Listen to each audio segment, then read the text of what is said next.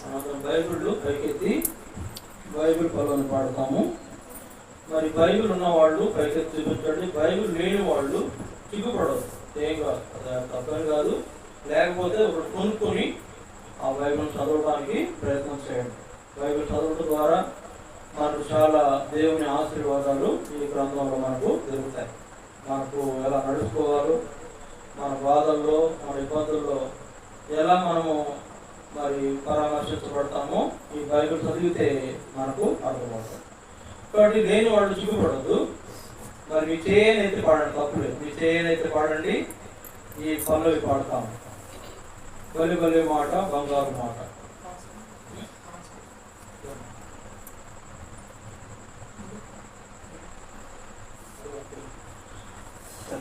బలి బలి మాట బంగారు మాట, బైబిల్లో మాట యేసు మాట.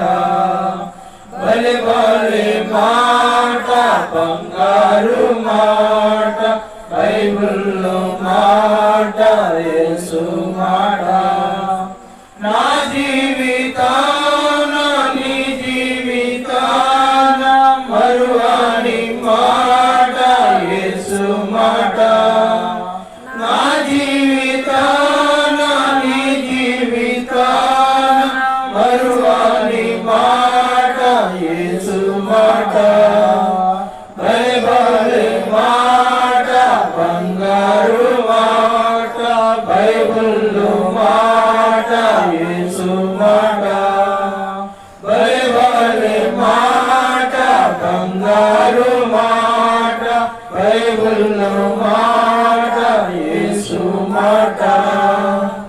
దయచేసి తర్వాత కొంచెం ముందు జరుపుకోండి. కనుక ఇక్కడ ఉన్నారు వాళ్ళందరూ. పిల్లలు కొంచెం ముందు రండి. పిల్లలు ఇక్కడ రావచ్చు. పిల్లలు ఇక్కడ రండి. ముందు జరగండి, ముందు జరగండి.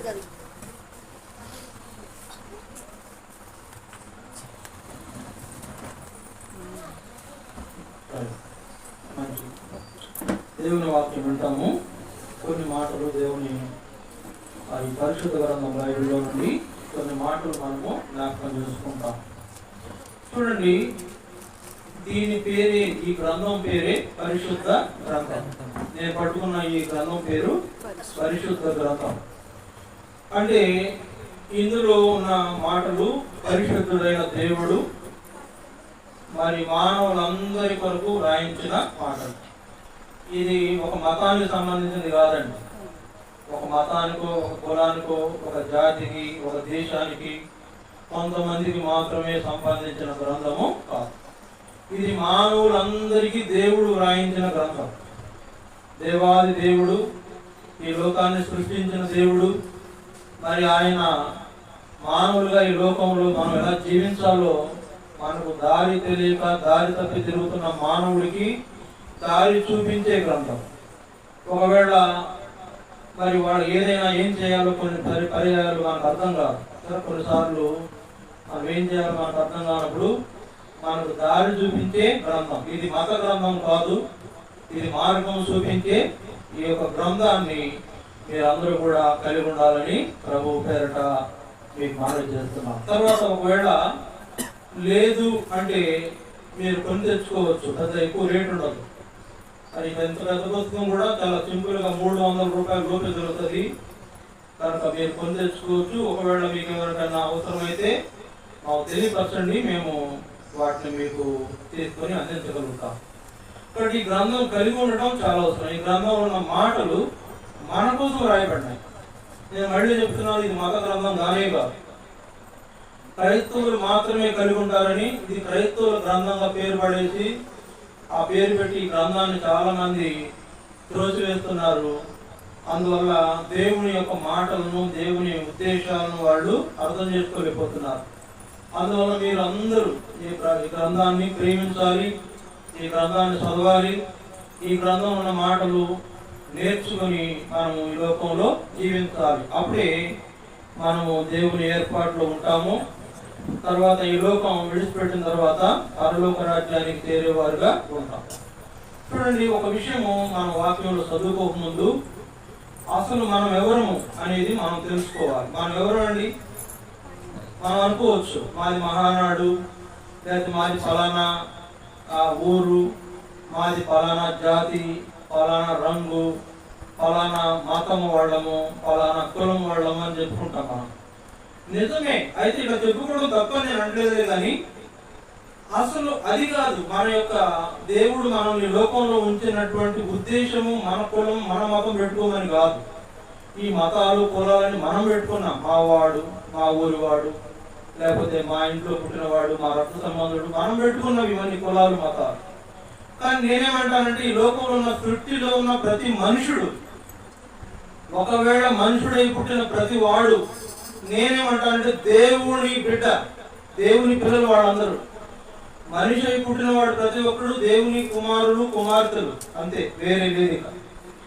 మనం అనుకుంటాం, మనకు తెలియక అర్థం చేసుకోవట్లేదు, దేవుని అర్థం చేసుకోవట్లా. ఎవరికి వాళ్ళే మాకో దేవుడు, వాళ్ళకో దేవుడు, వీళ్ళకో దేవుడు, ఆ ఊరికో దేవుడు, ఈ ఊరికో దేవుడు అని రకరకాల దేవుడిని మనమే సృష్టించుకున్నాం. దేవుడు ఒకడే, దేవునికి నరునికి మధ్యవర్తి ఒకడే. ఆయన ఎవరంటే యేసు ప్రభు అని బైబిల్లో రాయబడింది. దేవుడు ఒకడే, దేవునికి నరునికి మధ్యవర్తి ఒకడే, ఆయనే యేసు క్రీస్తు ప్రభువు అని బైబిల్లో రాయబడిందండి. అందువల్ల దేవుడు ఒకడే, దేవుడు లేరు. ఈ సత్యాన్ని మీరు ప్రేమతో స్వీకరించాలని కోరుతున్నా. నాకు మీ అందరి మీద, ఈ మహానాళ్ళు మా చర్చి దగ్గరలో ఉన్నారు కాబట్టి మీ అందరి మీద మాకు చాలా ప్రేమ. మీ కొరకు మేము ఎల్లప్పుడూ ప్రార్థన చేస్తూ ఉంటాం. ప్రభువా, ఈ ప్రజలందరినీ కాపాడండి, ఈ ప్రజలందరూ వారి రక్షణ పొంది నిన్ను తెలుసుకొని స్వర్గానికి అంటే మోక్షానికి చేరేటట్లు, పరలోక రాజ్యం చేరేటట్లు వాళ్ళని సిద్ధపరచమని మీ అందరి నిమిత్తమే ప్రార్థిస్తుంటాం. మీ మీద కోపం ఉన్నట, ప్రేమ ఉన్నట? మీరంటే మాకందరికీ ప్రేమ. అందువల్ల మీ కొరకు మేము ప్రార్థన చేస్తుంటాం. ఈ మాటలు మాకు చెప్తున్నాడు ఏంటి? మా మతం కాదు కదా, ఇది మా కులానికి సంబంధించింది కాదు కదా, లేదా ఇది మాకేదో చెప్తున్నాడు, వాళ్ళకు సంబంధించిన వాళ్ళు చెప్పుకోవాలనుకుంటారు కొందరు. అట్లా అనుకోవడం పొరపాటు అంటారు. నేను ఖచ్చితంగా పొరపాటు. ఎందుకంటే ఇది అందరి గ్రంథం. ఈ గ్రంథం ఏంటంటే అందరి గ్రంథం. దేవుడే మానవులను తన జ్ఞానంతో నింపి ఈ మాటలు రాయించాడండి. మనుషులు ఊహించి రాసిన గ్రంథం కాదు. అందుకని వాక్యంలో ఒక మాట ఉంది చూడండి. నేను వాక్యంలో వెళ్ళ ముందు ఆ మాట చదివి మీకు వినిపించాలని ఆశపడుతున్నాను. చూడండి, దేవుని వాక్యంలో మరి పేతురుకు రాసిన 2వ పత్రిక 1వ అధ్యాయము 20-21 వచనాల్లో ఒక మాట చదువుతాను. దయచేసి గమనించండి. పేతురు రాసిన 2వ పత్రిక 1వ అధ్యాయము 20-21 వచనాలు. ఒకడు తన ఊహను బట్టి చెప్పుట వలన లేఖనములో లేఖనములు అనగా బైబిల్ గ్రంథంలో ఏ ప్రవచనమును పుట్టదని మొదట గ్రహించుకొనవలెను. ఏలైనగా ప్రవచనము ఎప్పుడును మనిషిని ఇచ్చిన బట్టి కలగలేదు గాని మనుషులు పరిశుద్ధాత్మ చేత ప్రేరేపింపబడిన వారై దేవుని మూలముగా పలికిరి. కనుక మనుషులతో దేవుడే ఈ గ్రంథాన్ని రాయించాడు. అందుకే ఎవరా మనుషులు? దేవుని చేత నిర్ణయించబడిన వారు. ఇప్పుడు నేను వాక్యం చెప్తున్నాను. ఎందుకు చెప్తున్నాను? దేవుడు చేత నిర్ణయించబడిన వ్యక్తిని కనుక. లేకపోతే ఈ ఊరిలో అనేక మంది ఉన్నారు, వాళ్ళు కూడా చెప్పొచ్చు కదా. అందరూ చెప్పడానికి వాళ్ళకి ఇది దేవుడి యొక్క వాక్యం అర్థం కాదు. అందువల్ల దేవుడు ఏంటంటే కొంతమందిని ప్రత్యేకించుకొని, కొంతమంది నిర్ణయించుకొని ఈ వాక్యాన్ని బోధించడానికి వారిని వాడుకుంటాడు. అందువల్ల దేవుడు కొంతమంది యొక్క ఆలోచనల్లో ఈ సంగతులను పుట్టించి ఇలా గ్రంథంలాగా వ్రాయడానికి ఇక్కడ 66 గ్రంథాలు ఉన్నాయి. 66 గ్రంథాల్లో మరి కొంతమంది వ్యక్తులు, సుమారుగా 40-50 మంది వ్యక్తులు దీన్ని రాశారు ఈ గ్రంథాన్ని. అంటే ఆయా సందర్భాలు ఆయా కాలాల్లో రాయబడినటువంటిది. 4000 సంవత్సరాల క్రితం చరిత్ర ఇందులో ఉంది. తర్వాత 6000 సంవత్సరాల క్రితం చరిత్ర ఇందులో ఉంది. 6000 సంవత్సరాల క్రితం ఉన్న ఆయన ఆ చరిత్ర రాశాడు. 4000 సంవత్సరాల క్రితం ఉన్న ఆయన ఆ చరిత్ర రాశాడు. 3000 సంవత్సరాల క్రితం ఉన్న ఆయన ఆ చరిత్ర రాశాడు. 2000 సంవత్సరం క్రితం ఉన్న వాళ్ళు ఈ చరిత్ర రాశారు. కనుక ఈ కాలం వరకు ఈ గ్రంథం వాడుకలో ఉంటొచ్చింది. అందువలన ఈ గ్రంథము దేవుని గ్రంథం, జ్ఞాపకం చేసుకోవడం. అందుకని ఈ గ్రంథాన్ని పట్టుకుంటే చాలు మాకు చాలా మేలు కలుగుతుంది. చాలా మంది చెప్తారు. కొంతమంది వాళ్ళ ఇళ్ళలో ఈ గ్రంథాన్ని పెట్టుకుంటారు. దీనికి ఒక ప్రత్యేకమైన స్థానం ఇస్తారు. కనుక దీన్ని గౌరవిస్తారు. ఎందుకంటే బైబిల్ అది దేవుని యొక్క మాటలు ఉన్న గ్రంథం. కాబట్టి జ్ఞాపకం చేసుకోవాలని కోరుతున్నాను ప్రియులారా. ఈ గ్రంథాన్ని కలిగి ఉండడానికి ప్రయత్నం చేయండి. ఇప్పుడు నేను వాక్యంలోకి వెళ్ళబోతున్నాను. ఈ వాక్యంలోకి వెళ్ళబోతున్న సందర్భము చిన్న విషయమే మీకు జ్ఞాపకం చేస్తాను. నేను ఎక్కువ టైం ఏం తీసుకోను, కొద్ది విషయాలు మాత్రం మీకు జ్ఞాపకం చేసి ముగించాలని తలుస్తున్నాను. అందువలన దాని కొరకు మనము కీర్తనలు 128వ అధ్యాయం చదువుతాం. కీర్తనలు 128వ అధ్యాయము, ఆ అధ్యాయం అంతా చదువుతాం. దయచేసి చూడండి. కీర్తనలు 128వ అధ్యాయం. యెహోవా యందు భయభక్తులు కలిగి ఆయన త్రోవల యందు నడుచు వారందరూ ధన్యులు. నిశ్చయముగా నీవు నీ చేతుల కష్టార్జితమును అనుభవించదవు. నీవు ధన్యుడవు, నీకు మేలు కలుగును. నీ లోగిట నీ భార్య ఫలించు ద్రాక్షావల్లి వలె నుండును. నీ భోజనపు బల్ల చుట్టూ నీ పిల్లలు వరిగ మొక్కల వలె నుందురు. యెహోవా యందు భయభక్తులు గలవాడు ఇలాగ ఆశీర్వదించబడును. సీయోనులో నుండి యెహోవా నిన్ను ఆశీర్వదించును. నీ జీవిత కాలమంతయు యెరూషలేమునకు క్షేమం కలుగుట చూచెదవు. నీ పిల్లల పిల్లలను నీవు చూచెదవు. ఇశ్రాయేలు మీద సమాధానం ఉండును గాక. ఇక్కడ రాయబడిన మాటలు ఇదంతా చెప్పాలంటే మీరు ఎన్ని గంటలు కూర్చున్నా తరగనన్ని విషయాలు ఉన్నాయి ఇక్కడ. అందువల్ల ఇదంతా చెప్పట్లే. ఇప్పుడు మీ ఓర్పుకు నేను పరీక్ష పెట్టట్లా. ఎందుకంటే మీరు కూడా కింద కూర్చున్నారు. కొద్దిగా చీకటి, దోమలు, ఒక్కపోత, ఇబ్బందికరమైన పరిస్థితులు ఉంటాయి. అది ఇందులో నుంచి ఒక్క విషయాన్ని నేను జ్ఞాపకం చేయబోతున్నాను. ఏంటంటే 4వ వచనం, యెహోవా యందు భయభక్తులు గలవాడు ఇలాగూ ఆశీర్వదించబడును. యెహోవా యందు భయభక్తులు కలిగిన వారికి దేవుని యొక్క ఆశీర్వాదం. ఏంటి ఆశీర్వాదం? ఏంటి ఆశీర్వాదం? ఆశీర్వాదం అంటే మనం ఏమనుకుంటామంటే మంచి మంచి కారులో తిరగడం, మంచి మంచి బంగ్లాల్లో ఉండడం, లేకపోతే మంచి నగలు ధరించుకోవడం, లేకపోతే సొసైటీలో అందరికంటే పేరు కలిగినటువంటి వాళ్ళు ఉంటాము. అది ఆశీర్వాదం అనుకుంటాం మనం. కానీ ఆశీర్వాదం అది కాదండి. అసలు ఆశీర్వాదం ఏంటి? మన కుటుంబము క్షేమముగా, సంతోషముగా, ఎల్లప్పుడూ ఆనందించడమే నిజమైన ఆశీర్వాదం. ఇప్పుడు నీ కుటుంబము క్షేమంగా ఉండడము, సంతోషించడం అది ఈజీ కాదు. ఈజీయా? చాలా మంది కుటుంబాలు మనం చూస్తున్నాం, ఎన్నెన్నో సమస్యలతో బాధపడుతుంటారు. లోకంలో ఉన్నటువంటి వాళ్ళు అనేకులు నేను చూస్తుంటాం కదా. చాలా మంది వాళ్ళ బాధపడుతూ ఇబ్బందులు పడుతూ ఉంటారు. ఎన్నో సమస్యలతో సతమతం అవుతూ ఉంటారు. ఆరోగ్యం బాగోదు. కొన్ని ఆరోగ్యం బాగుందంటే అప్పులు ఉంటాయి, అప్పుల తెప్పలు, ఆర్థిక ఇబ్బందులు. ఇవన్నీ కూడా ఒక సంతోషించే కుటుంబంలో ఉండేటువంటి విషయాలు కాదు. అంటే చూడండి, గమనించండి. యెహోవా యందు భయభక్తులు గలవారు ఎలా ఆశీర్వదించబడినంటే ఆ కుటుంబంలో ఎల్లప్పుడూ సంతోషం ఉండదు. ఆ కుటుంబంలో వాళ్ళందరూ పిల్లలు, పెద్దలు, వృద్ధులు అందరూ కూడా ఏం చేస్తారు? ఆనందించే వారు ఉంటారు. కనుక మన కుటుంబము ఈ విధంగా ఆనందించే కుటుంబం ఉండాలని దేవుడు కోరుతున్నాడు. అందుకే యెహోవా యందు భయభక్తులు కలిగి ఉంటేనే ఈ ఆనందం మనకు వస్తుందని దేవుడు జ్ఞాపకం చేస్తున్నాడు. ఎవరికి ఆనందం, ఎవరికి సంతోషం అంటే దేవుని యందు భయభక్తులు కలిగిన వారికి ఈ ఆశీర్వాదం. మన కుటుంబంలో, మన వ్యక్తిగత జీవితంలో దేవుని యందు భయభక్తులు కలిగి ఉండటం ద్వారా కలిగే ఈ ఆశీర్వాదాన్ని మనం పొందాలనేదే దేవుని యొక్క ఉద్దేశం. చూడండి, పైన వచనాలు కొన్ని మాటలు ఉన్నాయి. ఏంటది?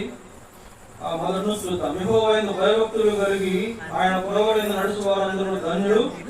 నిశ్చయంగా నీవు నీ చేతుల కష్టార్జితం అనుభవించదవు. నీవు ధన్యుడవు, నీకు మేలు. నీ లోకిట నీ భార్య ఫలించు ద్రాక్షావల్లి వలె నుండును. నీ భోజనపు బల్ల చుట్టూ నీ పిల్లలు వలివ మొక్కల వలె ఉందురు. పగలంతా డ్యూటీ చేసుకొస్తాం కదా. పగలంతా డ్యూటీ చేసి వస్తారు. పగలు డ్యూటీ చేసి ఆ పేరు భర్త ఇంటికి రాగానే ఇంట్లో ఉన్న ఆ ఇల్లాలు ఏం చేస్తుంది? శుభ్రంగా అన్ని రకాల సదుపాయాలు సమకూరుతుంది. ఇల్లు తుడటం, బట్టలు వదలడం, లేకపోతే వంట తయారు చేయడం. మరి మా ఇంట్లో పిల్లలకి ఏం పెట్టాలా అని ఆలోచిస్తూ ఉంటుంది. పెన్నుమిటి వస్తే కష్టపడి వస్తాడు, ఏమి ఇవ్వాలా, ఆయన ఎలాగైనా సంతోషంగా ఆయన సంతోష పెట్టగలను అని ఆలోచిస్తారు కదా. ఇలాగా ఇంట్లో ఉన్నటువంటి యజమానుడేమో తను కష్టార్జితం చేయడానికి బయటకు పెడితే, ఇంట్లో ఉన్నటువంటి అతని కుటుంబము ఆయన వచ్చేసరికి ఆయన భార్య ఏం చేస్తుందంట? ఇంట్లో అన్ని సదుపాయాలు సమకూరుతుంది. ఆమె డ్యూటీ. పిల్లలు ఏం చేస్తారు? చక్కగా చదువుకుంటే చదువుకునే వాళ్ళు అయితే స్కూల్కి వెళ్ళి చదువుకొని మళ్ళా టయానికి ఇంటికి వస్తారు. ఆనికి అంటే భోజనం టయానికి అందరూ ఒక బెంచ్ మీద కూర్చొని భోజనం చేసే కుటుంబం ఏదైతే ఉంటుందో అదే నిజమైన ఆనందించే కుటుంబం, అదే నిజమైన సంతోషం కలిగినటువంటి కుటుంబం. ఈ దినాలు ఇలా పరిస్థితులు లేవు, ఈ దినాలు ఇలాంటి పరిస్థితులు చూడలేకపోతున్నాము. ఇలాంటి పరిస్థితి కలిగి సంతోషించే కుటుంబాలు చాలా అరుదు. ఎవరు వాళ్ళు? ఎందుకు అరుదు అంటే ఎవరు వాళ్ళు అంటే వాళ్ళే యెహోవా యందు భయభక్తులు కలిగిన వాళ్ళు, యెహోవాను నమ్ముకున్న వాళ్ళు, యెహోవాను ఆయనను ఎరిగిన వాళ్ళు, దేవుని ఎరిగిన వాళ్ళు. చూడండి, దేవుని యొక్క ఏర్పాటు ఎరిగిన వాళ్ళ కుటుంబాల్లో సంతోషం ఉంటుంది. దేవుని ఏర్పాటును ఎరగని వాళ్ళు ఆ సంతోషాన్ని కలిగి ఉండలేరు. అందువల్ల చాలా కుటుంబాల్లో చికాకులు, చింతలు, 8ంటికి రాగానే పెద్ద కేక వేయగానే ఇళ్ళాలు కూడా ఏందా నన్ను అంటావా అని ఏం బయలుదేరి ఏడుతుంది అనుకుంటుంటే ఏడు దాచుకుంటుంటే పిల్లలు వచ్చేసి వాళ్ళు అటు ఇటు తారుమారైపోయే కుటుంబం చిన్న భిన్నాలు అయిపోయిన కుటుంబాలు నేను చాలా చూశాను. కానీ ఈ సంతోషం వాళ్ళలో లేకపోవడానికి కారణం ఏంటంటే దేవుని గురించి తెలియదు వాళ్ళకు, దేవుని భయభక్తులు లేవు. అందులో దేవుని భయభక్తులు కలిగిన కుటుంబాల్లో సంతోషించే దేవుడుగా మరి ప్రభు ఉన్నాడు. కానీ ఇక్కడ జ్ఞాపకం చేసుకోండి, ఇలాంటి సంతోషించే కుటుంబంగా ఈ కుటుంబం ఉన్నది అని చెప్పడానికి ఏ మాత్రం సందేహం లేదు. ఎందుకంటే ఈ బర్నబాస్ అన్న వాళ్ళను, అంటే ఇప్పుడు బర్నబాసే కానీ గతంలో సూర్యనారాయణ అనే ఈ వ్యక్తి ఎలా ఉండేవాడో గతంలో నాకు తెలుసు, మీరు కూడా కొంతమంది తెలిసి ఉంటుంది అనుకుంటున్నాను. ఆయన నిదానంగా మేము ఇక్కడ ప్రార్థనలు పెడతా ఉంటే మా ప్రార్థన కొడుకులో కూర్చొని ప్రార్థన చేసుకుంటా ఉంటే ప్రార్థనలో మాతో ఏకీభవించి ఆయన అట్లా దేవుణ్ణి తెలుసుకుని రక్షణ పొందిన వాడు ఉన్నాడు. ఆ రక్షణ పొందకముందు ఆయన జీవితం ఏంటో చాలా భయంకరంగా చెప్పారు. నాకు నేను చూసింది కూడా తక్కువే, చాలా భయంకరంగా చెప్పారు. అయితే ప్రార్థన చేసిన ప్రభువా ఈ వ్యక్తిని పట్టుకో, ఈ సూర్యనారాయణ వ్యక్తిని మార్చు, మేము ప్రార్థన చేస్తున్నాం. సరే ఇట్లా ప్రార్థన ఒక రోజు 2 రోజులు కాదు, కొన్ని ఏళ్ల పాటు ప్రార్థన చేసినాం. ఈ బ్రదర్ని ఆ సిస్టర్ని ఇద్దరిని దేవుని మందిరాన్ని నడిపించడానికి, వాళ్ళని దేవుని నమ్ముకునేటట్టు చేయడానికి మాకు 7 సంవత్సరాలు పట్టింది. 7 సంవత్సరాల పాటు మేము వాడి కోసం ప్రార్థన చేస్తున్నాం. ప్రభువా వీళ్ళని కాపాడు, వీళ్ళని ఎట్లయినా పట్టుకో, వీళ్ళని రక్షించు, వీళ్ళు నశించిపోతున్నారు, వీళ్ళ కుటుంబము ఈ యొక్క సంతోషకరమైన కుటుంబం ఉండేట్టు సహాయం చేయని ప్రార్థన చేస్తూ వచ్చాం. వీళ్ళ పిల్లలు కూడా తెలుసు నాకు. మరి ఆదిలక్ష్మి పెళ్లి జరిగినప్పుడు మాకు తెలుసు. చక్రధర్ చదువుకునే రోజుల్లో మేము అతని కోసం ప్రార్థన చేశాము. నేను కూడా చెప్పగలను, చక్రధర్ వరకు, ఆదిలక్ష్మి వరకు, మరి ఇక్కడ వాళ్ళ అబ్బాయి శేషగిరి వరకు మేము వాళ్ళు ఎవరి ప్రాయం ఉన్నప్పుడు మేము ప్రార్థన చేసినాము. బహుశా నేను చెప్పేది ఏంటంటే మేము ప్రార్థన చేసినాము, వాడు బాగా చదువుకొని మంచి చదువు చదువుకొని మరి ఇప్పుడు చక్రధర్ మంచి ఉద్యోగం ఉన్నాడు. మరి ఆదిలక్ష్మి కూడా కొంత పర్వాలా, వాళ్ళ ఫ్యామిలీ పర్వాలా. మరి శేషగిరి తన విదేశాల్లో చదువుకున్నాడు, మరి అక్కడ మంచి ఉన్నతమైన మరి స్థానం కోసం ఆశపడుతున్నాడు. ఇవన్నీ కూడా దేవుని ఏర్పాటు వలన ఈ కుటుంబంలో కలిగిన సంగతులు. అప్పుడు ఉన్న ఈ సూర్యనారాయణ ఇప్పుడు ఆయన పారిపోయాడు, దేవైపోయాడు. ఆయన మార్చేసాం, సూర్యనారాయణని బర్నబాస్ చేసేసాం. తర్వాత సత్యవతి సిస్టర్ని భాగ్యవతిని చేసేసాం. ఆమెకు భాగ్యం కలిగింది, ఈయన కూడా భక్తుని పేరు వచ్చేసింది. కాబట్టి ఇట్లా వాళ్ళ పెద్ద అబ్బాయి చక్రధర్ వైజాగ్ లో, ఆయన కూడా మేము ప్రార్థన చేస్తున్నాం, ప్రభువా మీ బిడ్డను పట్టుకో, ఆయన అక్కడ మారు మనసు పొందాడు. ఇంకో విషయం ఏంటంటే ఈ ఇద్దరి కంటే ముందు ఆయన మారు మనసు పొంది బాప్తిస్మం తీసుకున్నాడు. ఇవన్నీ దేవుని కార్యాలే, ప్రార్థన చేసినప్పుడు దేవుడు వాళ్ళలో చేసిన కార్యాలే. కానీ దేవుడు వాళ్ళకి అలా సహాయం చేశాడు. ఈ దినము ఏర్పాటు చేయబడిన కొడుకు ఉద్దేశం కూడా ఏంటంటే, మరి చిన్న అబ్బాయి శేషగిరి అమెరికాలో ఆయన చదువుకున్నాడు, మరి ఇంకొక ఉద్యోగం చేయడానికి కూడా ఆయన ప్రయత్నాలు మొదలు పెట్టాడు. ఆ విషయంలో ఈ బిడ్డ సంతోషంగా ఈ కొడుకు ఏర్పాటు కొంత ట్రైన్ చెల్లించారు, కొంత మీకు అందరికీ పిలిచి వాక్యం చెప్పించాలని ఆశపడ్డారు. మీరందరూ వాళ్ళలాగా దేవుని నమ్ముకొని దేవుని ద్వారా సంతోషించే బిడ్డలు ఉండాలని వాళ్ళు మీ కొరకు చేసిన ఈ ప్రయత్నం మీరు కూడా మన్నించి రాగలిగినారు. అందుని బట్టి దేవునికి ఎంతో వందనస్తులం. అయితే వచ్చిన మనము ఈ కుటుంబం వల్లే మన కుటుంబం కూడా మార్చబడాలి. నేనెందరూ విమానం ఎక్కలేదండి, విమానం ఎక్కల, కానీ వాళ్ళిద్దరు విమానం ఎక్కారు. ఎవరు? ఈ బర్నబాసు భాగ్యవతి ఇద్దరు కూడా విమానం ఎక్కారంట. మాకు చెప్పారు, మాకు అమ్మో ఎంత ఆశీర్వాదం అనిపించింది. ఎంత ఆశీర్వాదం ఎలా వచ్చిందంటే నేను కూడా చెప్పగలను. వాళ్ళ ఇంటికి వచ్చినప్పుడల్లా మమ్మల్ని చేర్చుకునే విషయం, మమ్మల్ని ప్రేమించే విషయం, తర్వాత ప్రార్థన చేయండి, ప్రార్థన చేయించుకునే సందర్భం. అంతేకాదు ఏదో కూడా తినకుండా తాకుండా పంపించేవాడు కాదు. మాకేమో ఏడపోయిన ఏం పెట్టా తినడం మా వల్ల కాదు, మాకు ఇది ఇబ్బంది పడుతుంది. వద్దమ్మా అంటే లేదండి ఇది తాగండి, ఏదో ఒకటి తాగండి. మంచినీళ్ళు తాగుతారా, కాఫీ తాగుతారా, టీ తాగుతారా, డ్రింక్ ఇమ్మంటారా, పాలు కాజువల వదిలిపెట్టేవాడే కాదు. దేవుని సేవకుడు వచ్చినప్పుడు చేర్చుకున్న బిడ్డలు, దేవుని యొక్క సేవకుని చేర్చుకుని దేవుని సేవకునితో దేవుని మాటలు చెప్పించుకుని విని సంతోషించిన బిడ్డలు వీళ్ళ గురించి నేను సాక్ష్యం చెప్పాలి. ఎందుకంటే కొన్ని లోపాలు ఉండొచ్చు, కొన్ని చిన్న చిన్న లోపాలు ఉంటాయి, వేరే సంగతులు దేవుడు చూసుకుంటాడు. కానీ వీళ్ళు మమ్మల్ని చేర్చుకున్న విధానం మేము చూసాం. మేము కొన్ని గంటలు ప్రార్థనలు గడిపాం ఈ నివాసంలో.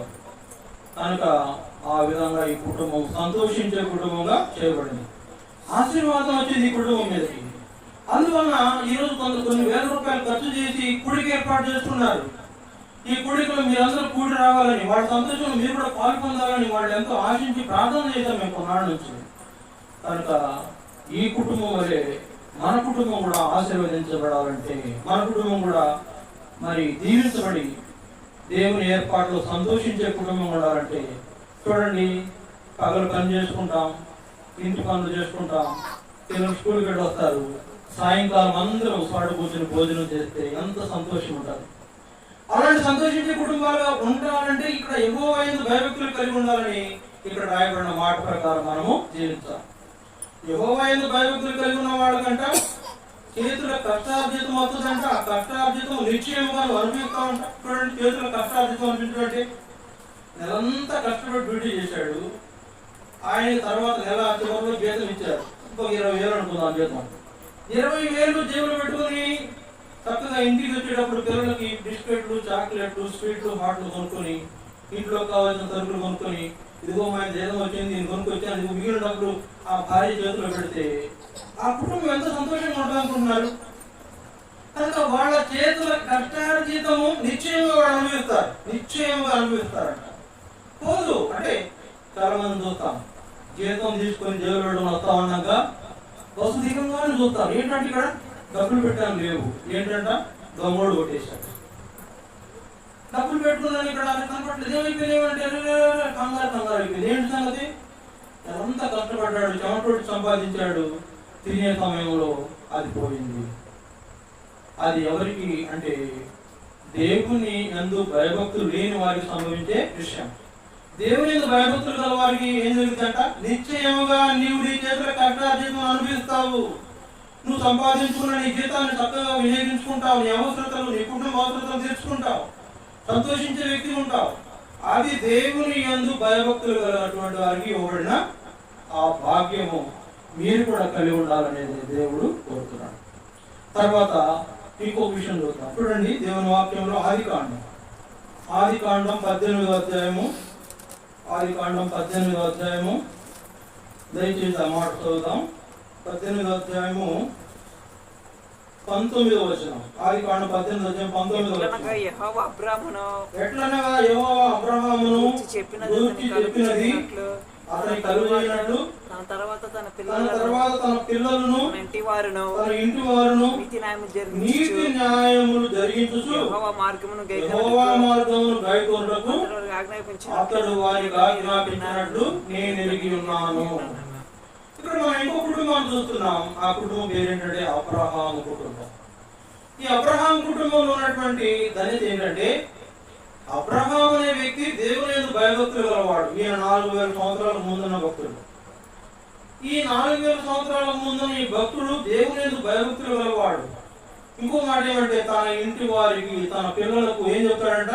దేవుణ్ణి గురించిన సంగతులు చెప్తాడు, దేవుని విషయాలు వాళ్ళకు నేర్పిస్తాడు, దేవుడు చేసిన గొప్ప కార్యాలు, ఏంటి ఆ కార్యాలు, అబ్రహాం ముందే జరిగినో అవన్నీ చెప్తాడంట. ఏం చెప్పాడు? పిల్లలు చెప్తాడు, పిల్లలారా మీరందరూ ఒక సంగతి తెలుసుకోవాలి. ఏంటి ఆ సంగతి అంటే, నోవహు అనేటువంటి మన తాత ఒక ఆయన ఉన్నాడు. ఆయన కాలంలో ప్రజలందరూ కూడా భయంకరమైన పాపం చేసి పాపంలో ఉన్న వాళ్ళు ఉన్నారు, రకరకాలైన పాపాలు ఉన్నారు. వాళ్ళు చేయని పాపమే లేదు. వాళ్ళ పాపము ఆకాశానికి అంటినంత గొప్ప పాపం. కనుక ఆ పాపం చేసినటువంటి ప్రజలు ఉండేవాళ్ళప్పుడు ఆ కాలంలో నోవాహు అనే ఒక భక్తుడు, దేవుని మీద భయభక్తులు గల ఒక వ్యక్తి ఉన్నాడు. ఆయన దేవుని గురించి తెలుసుకున్నాడు. తర్వాత దేవుడు కూడా ఆయనతో మాట్లాడి నోవాహు, ఈ తరం వారిలో నీవే నా ఎదుట నిందారహితుడిగా నీతిమంతుడిగా కనబడుతున్నావు. కాబట్టి ఒక పని చేయి, నువ్వు ఏంటంటే, నేను ఈ లోకం మీదకి భయంకరమైన జలప్రళయం రప్పించబోతున్నాను. ఈ జలప్రళయం వచ్చినప్పుడు నీవును నీ ఇంటి వారిని నశించకుండా నువ్వేం చేయాలా? వాడను కట్టుకో, ఒక వాడను కట్టు అని దేవుడు చెప్తే ఆ ప్రకారంగా భక్తుడు వాడను కట్టి కొన్ని అంతస్తులు, 3 అంతస్తులు వాడ కట్టాడంట. ఆ వాడలో ఒక అంతస్తులో వీళ్ళు, ఒక అంతస్తులో కొన్ని రకాలైన జంతువులు, పశువులు, అంటే ఒక ఆడ ఒక మగ అట్లా రెండేసి ఆ వాడలో పట్టినట్లుగా అంతస్తులు వాడ కట్టిన తర్వాత దేవుడు మీరందరూ వాడలో ప్రవేశించండి, వాడ తలుపు వేయించాడు. దేవుడు తలుపు వేసిన తర్వాత ఈ లోకంలో భయంకరమైనటువంటి జలప్రళయం వచ్చింది. ఆ జలప్రళయంలో భూమి మీద ఉన్న సమస్త శరీరులు వారు జలప్రళయం మునిగి చనిపోయారు. అంటే ఎవరు చెప్తున్నారు? అబ్రహాము వాళ్ళ పిల్లలను నేర్పుతున్నాడు.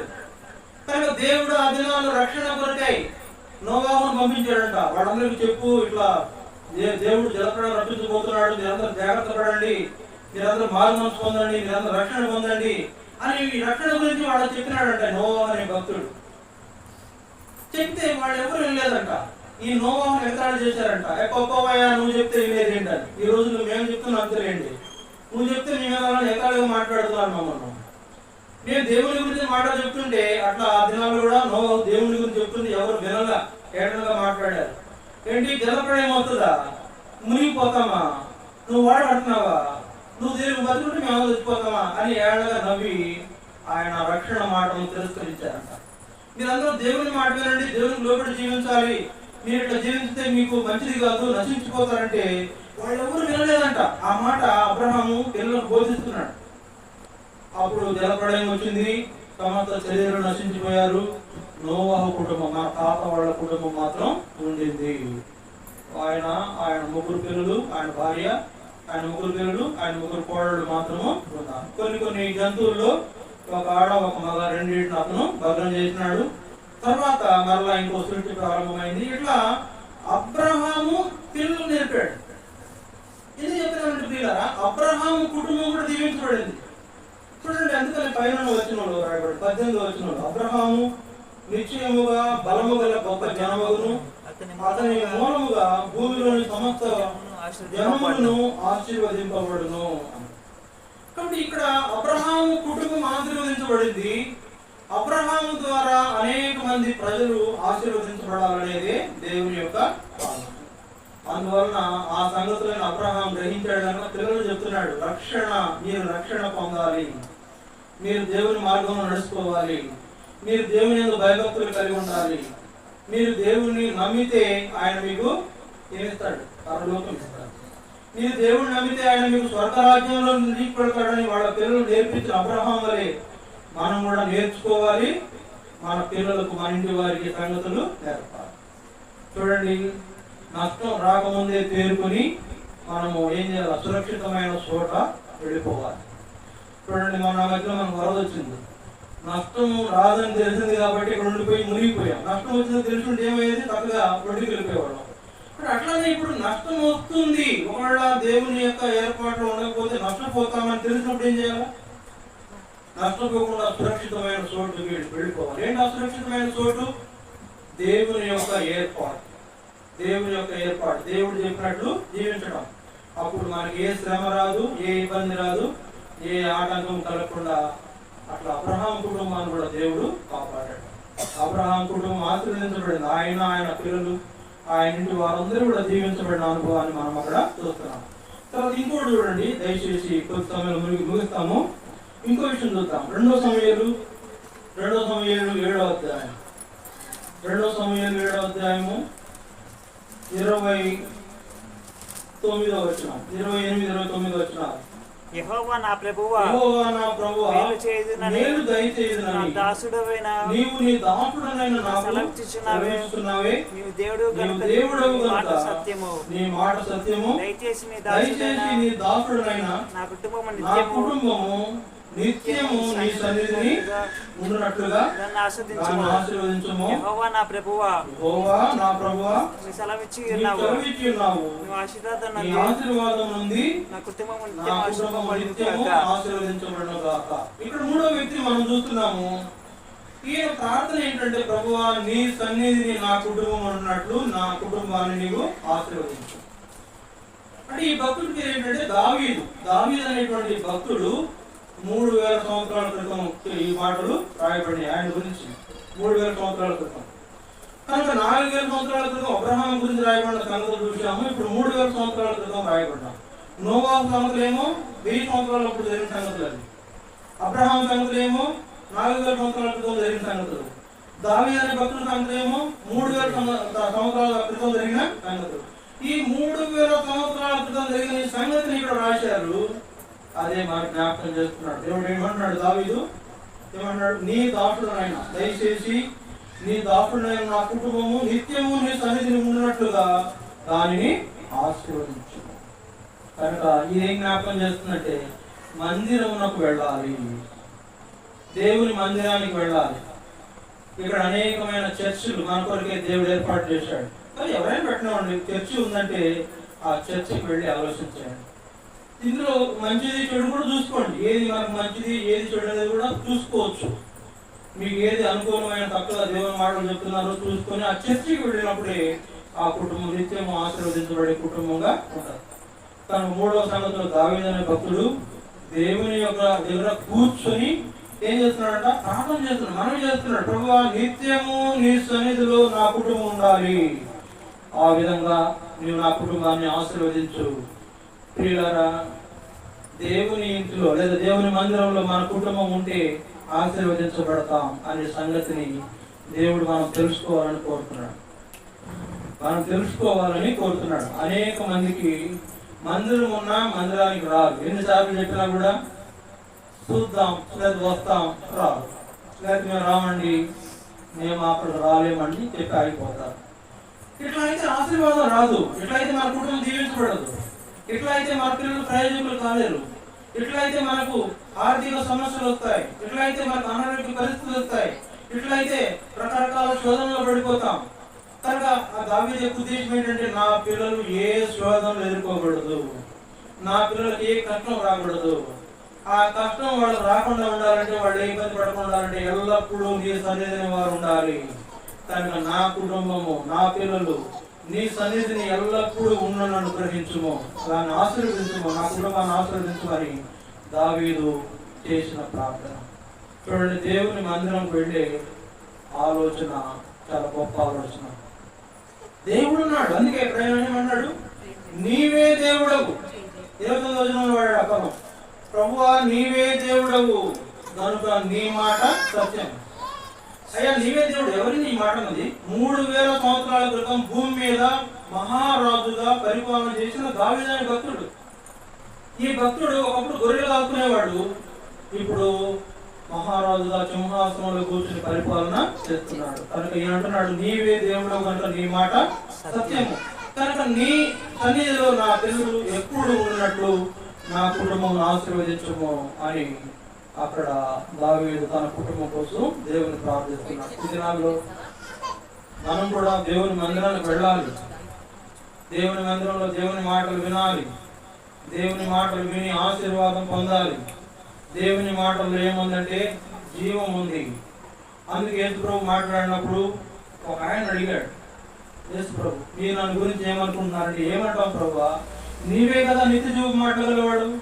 నీ మాటల్లో నిత్య జీవం ఉంది, నీ మాటల్లో పరలోకం ఉంది, నీ మాటలు మాకు మార్గాన్ని చూపిస్తున్నాయి, నడిపిస్తున్నాయి, మాకు ఆదరణ కలుగుతుంది. కనుక నీ మాటలు నిత్య జీవ మాటలు అని చెప్పగలిగినట్టు దేవుని మాటలు దేవుని మందిరానికి వెళ్ళి వినాలి. దేవుని వాక్యం విన్నప్పుడు విని మనం కనుక దేవుని నమ్ముకుంటే మన కుటుంబము మనము ఆశీర్వదించబడిన వారుగా మనం ఉంటాం. కనుక చూడండి, భక్తుడు దావీదు ఆయన గొప్ప మహారాజు, మామూలు మహారాజుగా. ఇంతవరకు అలాంటి మహారాజులు ఎవరు లేరు భూమి మీద. అంత గొప్ప మహారాజుగా పరిపాలన చేసిన ఆయన అంటున్నాడు, ఎల్లప్పుడూ నీ సన్నిధిలో నా కుటుంబం కనుగొన్నట్లు నన్ను ఆశీర్వదించు. అలాంటి ఆశీర్వాదం ఈ కుటుంబంలో ఉంటుందండి, అందువల్ల మన కుటుంబాల్లో కూడా ఉండాలని దేవుడు కోరుతున్నాడు.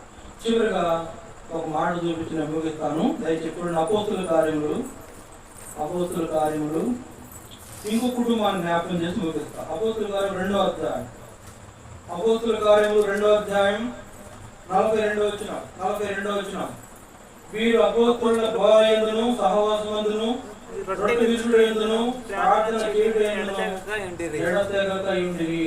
వీరు ఎవరండి? వీరు అనేక మంది విశ్వాసులతో కూడిన కుటుంబం.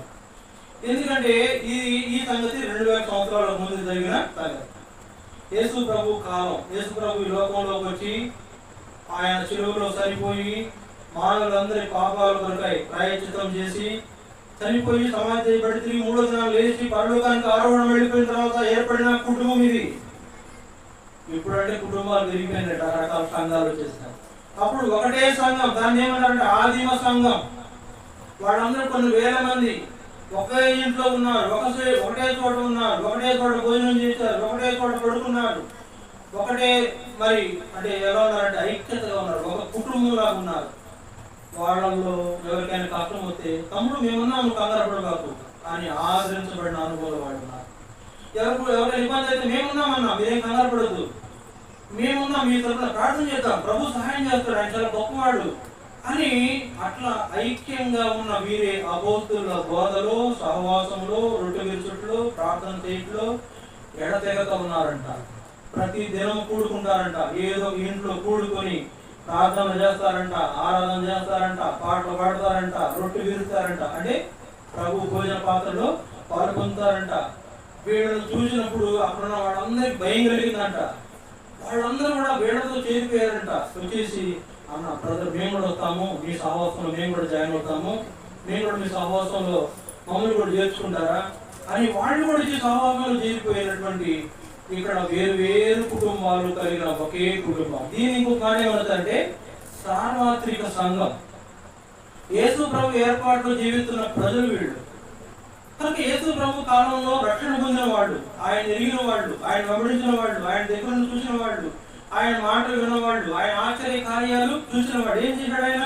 యేసు ప్రభు చనిపోయిన వాళ్ళని లేపాడు, పక్షవాయువుల వాళ్ళని బాగు చేశాడు, దెయ్యాలున్న వాళ్ళని వెళ్ళగొట్టాడు, చాందర రోగులను బాగు చేశాడు, జ్వరం ఆయన చూసి భయపడి పారిపోయిందంట, దయ్యాలు ఆయన చూసి వణికినాయంట. ఇలాంటి గొప్ప గొప్ప కార్యాలు చేసిన యేసు ప్రభు ఈ చరిత్ర 2000 సంవత్సరాల క్రితం రాయబడిన మాటలు. కనుక ఇలాంటి కుటుంబంగా మనం కూడా ఉండాలి. ఇప్పుడు చూడండి, ఫిలిప్పీ ప్రార్థనా మందిరం. ఈ ఫిలిప్పీ ప్రార్థనా మందిరంలో మేము కొంతమంది ఉన్నాము, 30-40 మంది ఉంటాం సుమారుగా. ఇక్కడ ఏంటంటే ఒకటే కుటుంబం, ఇది ఏక కుటుంబం, ఒకటే మాట, కలిసి ప్రార్థన చేస్తారు, కలిసి సహవాసం చేస్తారు, కలిసి ప్రభువుని ఆరాధిస్తారు, కలిసి పాటలు పాడతారు, కలిసి బలలో పాల్గొంటారు, కలిసి కొన్ని కార్యక్రమాలు చేస్తారు. యూనిటీ, ఐక్యత గల కుటుంబం. ఈ కుటుంబంలో నువ్వు కూడా చేరవచ్చు. ఎవరైనా చేరాలని ఆశపడుతుంటే వారికి ఏ భేదం లేదండి, అందరినీ ప్రేమపూర్వకంగా ఈ కుటుంబంలోనికి ఆహ్వానిస్తారు. చిన్న కుటుంబం కావచ్చు, ఒకవేళ ఇక్కడ తక్కువ మంది కనబడవచ్చు, అంత ఆర్భాటంగా ఉండకపోవచ్చు, కానీ అక్కడ దేవుడు ఉన్నాడు, అక్కడ దేవుని ప్రజలు ఉన్నారు, వాళ్ళ మధ్యలో దేవుని మహిమ ఉంది. కానీ ఆ కుటుంబంలో మనం కూడా చేర్చబడితే యేసు ప్రభు యొక్క రక్షణ ఏంటో మనము చూడవచ్చు. యేసు ప్రభు యొక్క గొప్పతనాన్ని మనం తెలుసుకోవచ్చు, ఆయన ఎంత గొప్పవాడో తెలుసుకోవచ్చు. ఎవరంటే యేసు ప్రభు? యేసు ప్రభు ఎవరు? కలువరి శిలువలో మానవుల పాపము కొరకై ప్రాయశ్చిత్తమైన వాడు, మానవుల పాపాల కొరకు రక్తం కార్చిన వాడు, ఆ కార్చిన రక్తంలో మానవుల పాపాలను కడిగిన వాడు. అయితే ప్రభువా, నేను పాపినయ్యా, నీ రక్తంలో నా పాపాలు కూడా కడుగు, నన్ను కూడా నీతిమంతునిగా చేయి, నన్ను కూడా ఆశీర్వదించు, నన్ను కూడా నీ యొక్క ప్రజలలో చేర్చు అని అడిగితే, ఆశపడితే త్రోసివేసే దేవుడు కాదండి. నువ్వు వస్తుంటే వద్దనే దేవుడు కాదు, నేను రావద్దని ఆపే దేవుడు కాదు. రమ్మని కోరుతున్నాడు. ప్రయాసపడి భారం మోసుకొస్తున్న సమస్త జనులారా, నా ఎదుగు రండి, నేను మీకు విశ్రాంతిని ఇస్తాను, నేను మీకు ఆనందాన్ని ఇస్తాను, నేను మీకు ఆశీర్వాదం ఇస్తాను. ఇదిగో నా రక్తంలో మీ పాపాలు కడిగి వేస్తాను, మీ పాపాలను మీకు దూరంగా విసిరివేస్తాను, మీ మీద పాపమే లేకుండా చేస్తాను. నా ఎదుగురని ఆహ్వానిస్తున్న ప్రేమల రక్షకుడు యేసు ప్రభు. ఆయన దగ్గరకు వస్తే ఆశీర్వాదం అని కూడా వస్తారు. కనుక మనము 3 కుటుంబాలను చూసాం. యెహోవా యందు భయభక్తులు గల వారు నాకు ఆశీర్వదించబడాలని అనుభవంలో 3 కుటుంబాలు. ఒకటి అబ్రహాం కుటుంబం, రక్షణ గురించి చెప్పిన కుటుంబం. ఇంకొకటి దావీదు కుటుంబం, ఎల్లప్పుడూ దేవుని మందిరంలో నేను దేవుణ్ణి ఆరాధించేటట్లుగా చేయని చెప్పిన కుటుంబం. మూడవదిగా సార్వత్రిక సంఘం అనే కుటుంబం. అక్కడ యేసు ప్రభువును వెంబడించే ప్రజలు ఉన్నారు.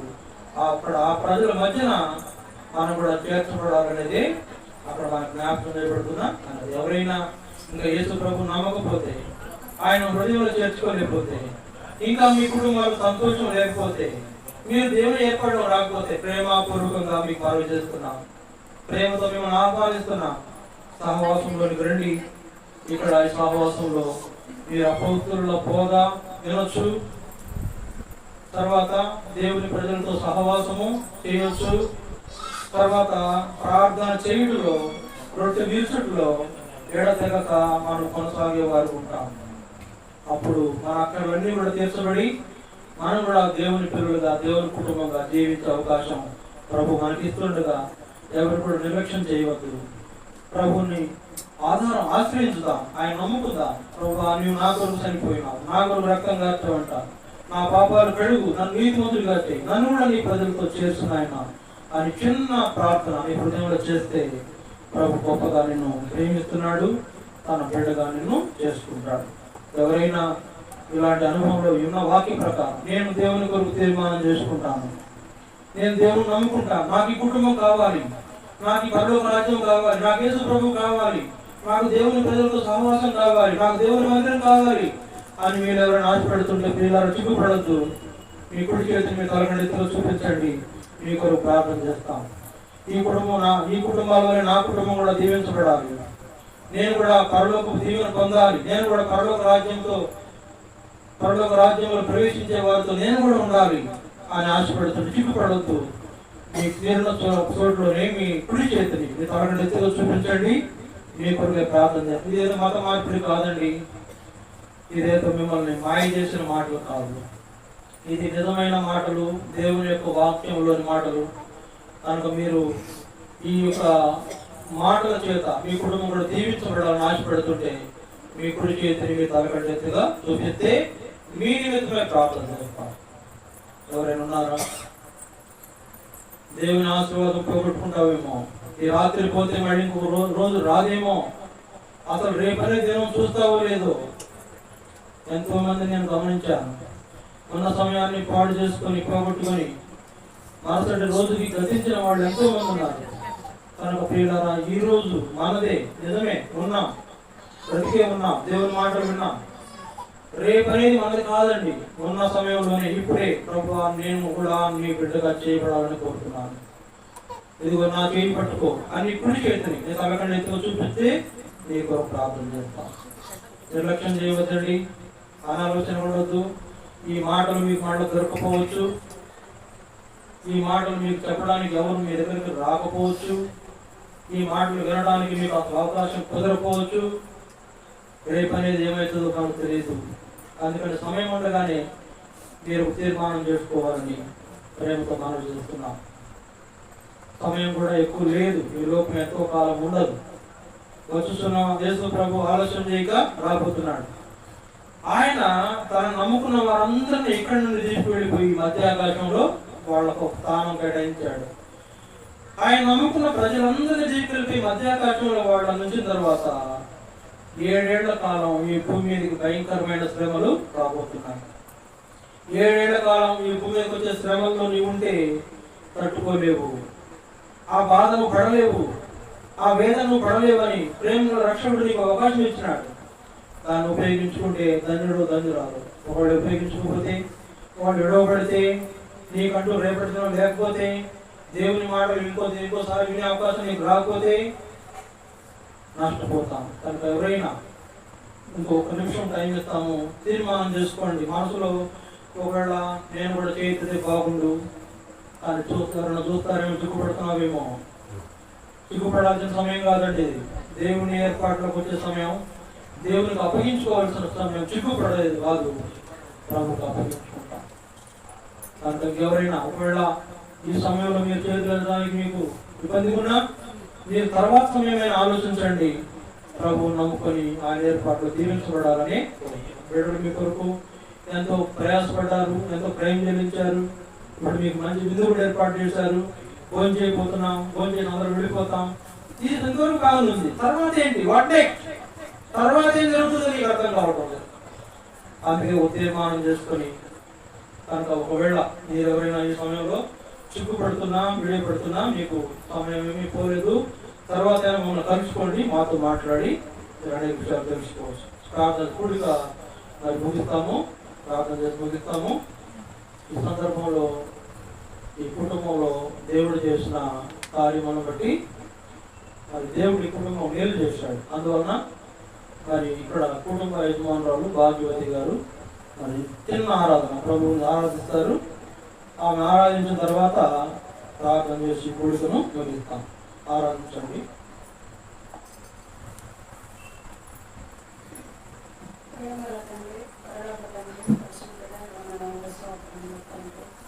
ఈరోజు తండ్రి నా ఇంట్లో ప్రార్థన పెట్టుకొని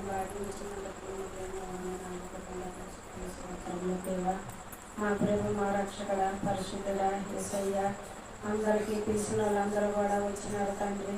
వచ్చి నీ వాక్యం విన్నారు. ఇన్న వాళ్ళందరికీ కూడా నీ సన్నిధి తీసుకొస్తామని మేము కూడా నమ్ముతున్నాం ప్రభు.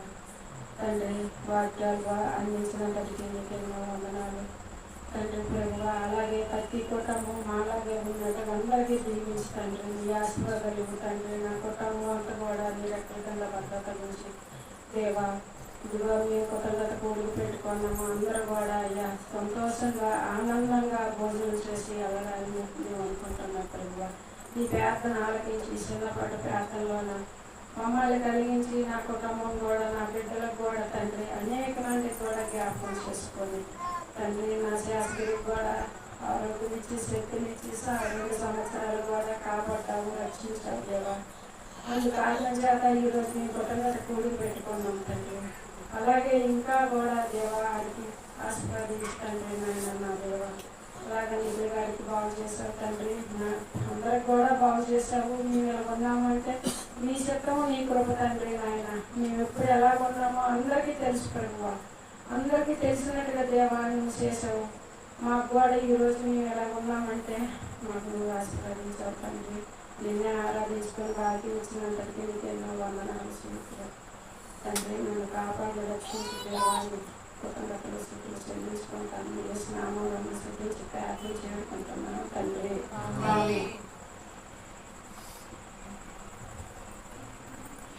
ప్రియులారా గమనించండి, మరి కూడిక అనంతరం మీకు అందరికీ కుటుంబం వాళ్ళు భోజనం చెప్పుపరిచారు. మరి మీరందరూ కూడా భోజనం చేసి వెళ్ళాలని వాళ్ళు కోరుతున్నారు, కుటుంబం వాళ్ళు కోరుతున్నారు. కనుక చివరి ప్రార్థన అనంతరం మీకు ఇక్కడే భోజనం ఏర్పాటు చేస్తారు. మరి ఎలా వాళ్ళు ఏర్పాటు చేస్తారో వాళ్ళ యొక్క సూచనలు పాటించి అందరూ కూడా భోజనంలో పాల్గొని వెళ్ళాలని ప్రేమతో మనవి చేస్తున్నాం. తర్వాత ఇక్కడ దగ్గరలోనే ఫిలిప్పి ప్రార్థనా మందిరం ఉంది. అక్కడ ప్రతి ఆదివారం ఉదయం 10:30కు ఆరాధన ఉంటుంది. అని మిమ్మల్ని అందరినీ ఒకవేళ కొత్తగా వచ్చిన వారు ఎవరైనా ఉంటే, ఎక్కడికి ఏ మందిరానికి వెళ్ళిన వారు ఎవరైనా ఉంటే ఆ మందిరానికి ఆరాధనలో పాల్పొందవలసిందిగా ప్రేమతో మనవి చేస్తున్నాం. ఉదయం 10:30 గంటలకు ఆదివారము అక్కడ ఆరాధన ఉంటుంది. ప్రభు కళ్ళు ఉంటుంది. కనుక మీరందరూ కూడా పాలు పొందాలని ప్రేమతో మనవి చేస్తాం. తర్వాత మధ్యలో కూడా ప్రార్థన కూడికలు ఉంటాయి. మీరు ఎవరైనా మీ ప్రార్థన విషయాలు ప్రార్థించాలని, ప్రార్థన చేయించుకోవాలనుకున్నా, ఏదైనా ప్రార్థించవలసిన విషయాలు ఉన్నా మాకు తెలియజేస్తే మేము మీ కొరకు ప్రార్థన చేస్తాం. అక్కడ మందిరంలో జరిగే ప్రార్థనల్లో ప్రార్థన చేస్తాం. ఈ కూడిక ముగిసిన తర్వాత మీరు అందరూ కూడా ఫోన్ చేసి వెళ్ళాలని ప్రేమతో మనం చేస్తున్నాం. చివరి ప్రార్థన చేసి ముగిస్తాం. ప్రేమగల పరలోక తండ్రి, పరిశుద్ధుడు అయిన దేవ స్తోత్రాలు. ఈ సమయంలో మీ బిడ్డలు వనవాసన్న, భాగ్యవతి సిస్టర్, అలాగే చక్రధర్, మరి శేషగిరి, ఆదిలక్ష్మి వీళ్ళ కుటుంబాన్ని మీరు జ్ఞాపకం చేసుకొని ఇంతవరకు మీరు చేసిన మేలుల ఉపకారములపై స్తోత్రాలు. వీళ్ళ కుటుంబంలో మీరు జరిగించిన ప్రతి ఆశ్చర్య కార్యమును బట్టి స్తోత్రాలు. ముఖ్యంగా శేషగిరి తాను విదేశాలు చదువుకోవడానికి సహాయం చేశారు. తర్వాత భవిష్యత్ దినాలను కూడా ఆశీర్వాదకరంగా చేయండి. అలాగే ఇంకా కుటుంబంలో బిడ్డలందరూ కూడా ఈ ఏర్పాట్లో రక్షణ లేని వారు ఎవరైనా రక్షణ కార్యం కొరకు చిత్తపరచండి ప్రభా. ఈ కుటుంబాన్ని దీవించండి, కుటుంబం చుట్టూ మీకు కంచె వేయండి, మీ యొక్క సంచారం మీకు ఉంచండి. ఈ గృహమునకు ఈ బిడ్డలకు మీరే అధిపతిగా ఉండి నడిపించమని ప్రార్థన చేస్తున్నాం. ఈ గుడిగా ఏర్పాటు చేయడానికి వారికి ఇచ్చిన అవకాశం స్తోత్రాలు మహిమ ఆరోపిస్తున్నాము. అలాగే ప్రభా ఈ గుడిగా మరి జరిగించినప్పుడు ప్రభా ఇక్కడ ఇరుగు పొరుగు వారు ఆహ్వానించబడి రాగలిగిన వారందరినీ బట్టి స్తోత్రాలు. వీళ్ళందరూ కూడా దీవించండి. ఆయన ఎవరైనా వారు మీ కొరకై తీర్మానం చేసుకున్న వారు ఉంటే, ఒకవేళ బహిరంగంగా తెలియజేయకపోయినా మనసులో ఎవరైనా మిమ్మల్ని మీ మీద మరి నమ్మకం పెట్టుకుని ఉంటే వారిని కూడా మీరు కాపాడి రక్షణ కార్యం జరిగించమని ప్రార్థన చేస్తున్నాం. మీ ఏర్పాట్లో బిడ్డలందరినీ కూడా వారిని వారి కుటుంబాలను మీ ఎందుకు భయభక్తులు కలిగిన కుటుంబాలుగా చేయండి, ఆశీర్వదించవలసిందిగా కోరుకుంటూ ఇంతవరకు సహాయపడ్డారు. వాతావరణం విషయంలో, అలాగే కరెంటు విషయంలో, మైక్ విషయంలో, శబ్దంతరం విషయంలో సహాయపడడానికి స్తోత్రం. బిడ్డలంతో ప్రశాంతంగా మరి మీ వాక్యాన్ని వింటూ వచ్చారు. విన్న వాక్యాన్ని వాళ్ళ హృదయాల్లో నాటండి, కార్యం చేయమని కోరుకుంటూ ముందున్న సమయాన్ని కూడా దీవించమని, భోజన సహవాసమును ఆశీర్వాదకరంగా చేయమని ప్రార్థన. ఎవరైనా రక్షణ పొందిన వారు ఉంటే వారు రక్షణ పొంది రక్షణకై తీర్మానం చేసుకొని రక్షించబడి మిమ్మల్ని వెంబడించబడేలా చేయమని ప్రార్థిస్తూ నీతిమంతుని నివాసంలో నుండి రక్షణ గురించిన సునాదం వినబడి అన్నారు. ఈ దినం ఇక్కడ చేయబడిన పరిచయం అంతటి కూడా ముద్రించమని కోవచ్చు. యేసు క్రీస్తు వారి శ్రేష్టమైన నామంలో కొందరు బిడ్డలు రాలేకపోయినారు, మన్నించండి. వచ్చిన వారందరూ కూడా చేతులకు అప్పగిస్తూ దీవించున్నాను. యేసు ప్రభు నామమున స్తుతించి ప్రార్థిస్తున్నాము తండ్రి, ఆమేన్. మన తండ్రి అయిన దేవుని దయ, ఆయన కుమారుడు యేసు ప్రభు కృప, పరిశుద్ధాత్మ యొక్క సహవాసం మనకి ఇప్పుడును ఎల్లప్పుడూను సదాకాలం తోడగునుగాక. మనకింత వరకు సహాయపడన్ పగించుకునే మనకై మనలా నడిపెను సుఖముగలో తనదు సత్యము నేర్పించి కన్ను పాపగగా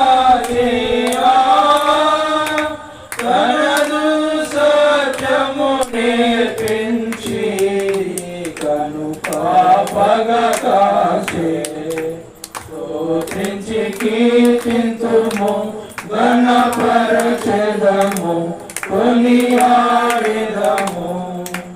ఆదరించి కాపాడువాడు యేసువాడు, ఆదరించి కాపాడువాడు యేసువాడు. స్తోత్రించి